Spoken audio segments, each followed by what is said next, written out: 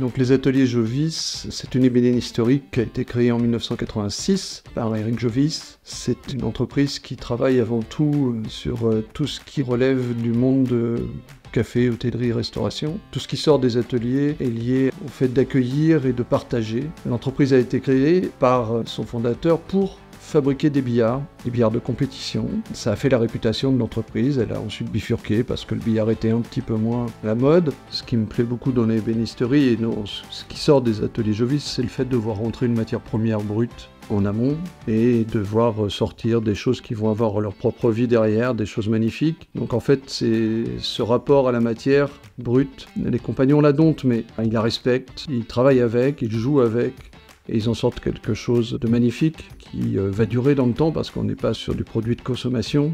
On va même renforcer ça. Il y a une notion de responsabilité dès le départ, responsabilité dans l'approvisionnement, puisqu'on utilise des bois massifs, donc on doit faire attention aux natures d'approvisionnement, et puis dans la production, on est respectueux. Les qualités, le savoir-faire de l'équipe, évidemment, m'attiraient.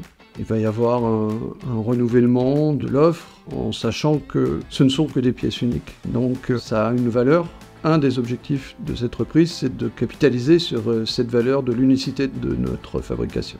En termes de produits, on peut livrer l'hôtellerie de loisirs dans le Finistère, au bord de l'eau, les pieds dans l'eau réellement, où on va faire tout un aménagement magnifique avec un bar de plus de 10 mètres de long, avec des murs habillés. L'ébénisterie part d'une matière première qui est le bois massif, avec des techniques qui sont effectuées avant tout à la main ou avec de la machinerie mécanique. La menuiserie aujourd'hui, c'est industrialisé, c'est numérisé dans la production. On peut faire de la quantité, rarement de la pièce unique, là où l'ébénisterie, par son histoire, son savoir-faire, va produire, et c'est le cas au sein des ateliers Jovis, va produire des pièces uniques. En ce qui concerne le nom Jovis, c'est le nom du fondateur, donc ce nom est synonyme dans beaucoup de territoires d'excellence, et il me semblait totalement impossible de changer, parce que c'est aussi un héritage. Je reprends une entreprise qui a été incarnée par une équipe, mais aussi par son fondateur, par respect, mais aussi par volonté de continuité. Les ateliers Jovis, ça a de la gueule quand même.